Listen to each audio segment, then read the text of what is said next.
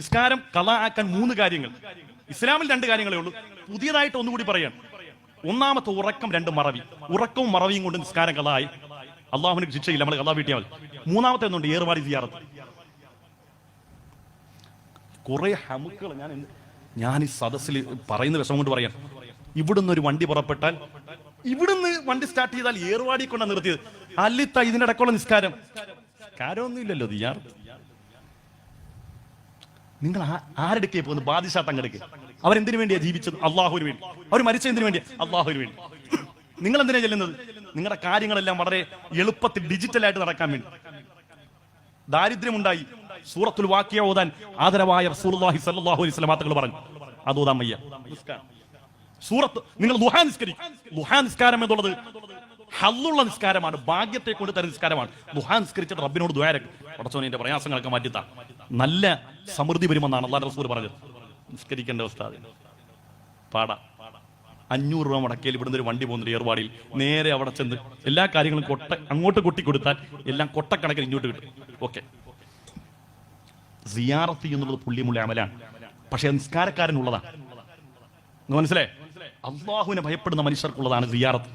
പക്ഷേ ഞാൻ ഈ പറയുന്ന കാര്യങ്ങൾ നിങ്ങൾക്ക് തന്നെ ബോധ്യപ്പെടുന്ന കാര്യമാണ്. നിസ്കാരം ഖളാക്കി ഏർവാടിയിലേക്കും നാഗൂരിലേക്കും പോകുന്ന പെങ്ങളെ ചിന്തിക്കണേ. അള്ളാഹുവിന്റെ ഔലിയാക്കന്മാരിത് പൊരുത്തപ്പെടുന്ന പരിപാടിയല്ല. അള്ളാഹും റസൂലും അള്ളാഹുവിന്റെ ഔലിയാക്കന്മാരും ഇഷ്ടപ്പെടുന്ന പ്രവൃത്തിയല്ല. നിങ്ങൾ പൊരുത്തൻ വാങ്ങാൻ വേണ്ടി ചെന്ന് കുരുത്തക്കേടും മേടിച്ചു കൊണ്ടുവരുന്ന പരിപാടിയാ. അള്ളാഹു നമുക്ക് ഈമാൻ നൽകട്ടെ.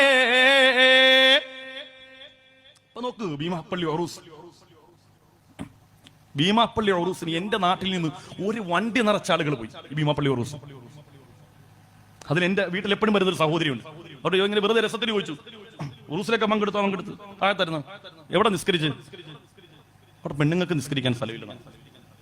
ഭീമാപ്പള്ളിയിൽ ഇത്രയും വലിയൊരു പള്ളി ഉണ്ടായിട്ട് പെണ്ണുങ്ങൾക്ക് നിസ്കരിക്കുന്ന പെണ്ണുങ്ങൾക്ക് നിസ്കരിക്കാൻ സ്ഥലമുണ്ട്, നിസ്കരിക്കാത്ത പെണ്ണുങ്ങൾക്ക് നിസ്കരിക്കാൻ സ്ഥലമില്ലെന്നാ പറഞ്ഞു.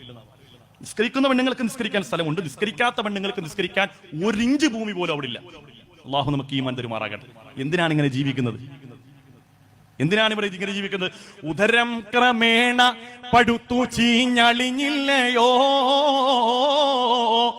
അതുകൊണ്ട് ഖബർ നിറഞ്ഞ ദൽബുദമല്ലയോ. തുനിയാസങ്ങളൊക്കെ കാണിച്ചിട്ട് അവിടെ പോയി കിടക്ക്. ഉദരം ക്രമേണ പടുത്തു ചീഞ്ഞളിഞ്ഞില്ലയോ, അതുകൊണ്ട് ഖബർ നിറഞ്ഞ ദൽബുദമല്ലയോ.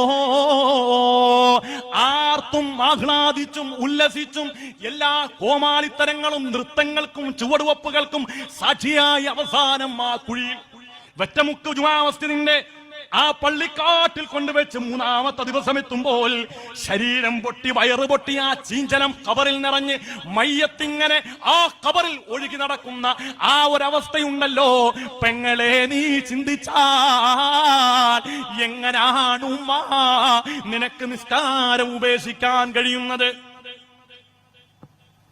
ഇവയൊക്കെ നീ ചിന്തിച്ചു കരയുക സോദരാ,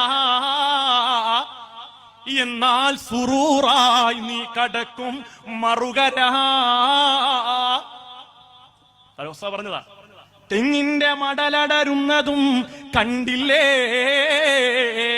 അടരാതെ നിന്നു ചിരിച്ചതും കരഞ്ഞില്ലേ. തെങ്ങിന്റെ ഉണക്കമടൽ വീഴുമ്പോൾ പച്ചമടലിൽ നിന്ന് ചിരിക്കുമത്രേ. പക്ഷേ പച്ചമടലറിയുന്നില്ലല്ലോ, കാലാന്തരത്തിൽ ഞാനും ഉണക്കമടലായി നിലം പതിക്കുമെന്ന്. എത്ര അർത്ഥവത്തായ ഉദാഹരണങ്ങളാണ് ബഹുമാനപ്പെട്ട തലവസ്ഥാദ് പറഞ്ഞത്.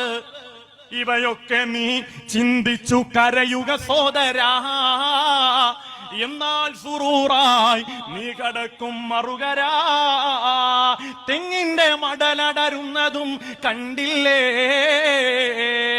അടരാതെ നിന്നു ചിരിച്ചതും കരഞ്ഞില്ലേ. അടരാതെ നിന്ന പച്ചമടലും അന്ത്യം കരയേണ്ടി വന്നില്ലേ. ഇതല്ലേ ജീവിതം? ഇതല്ലേ ജീവിതം?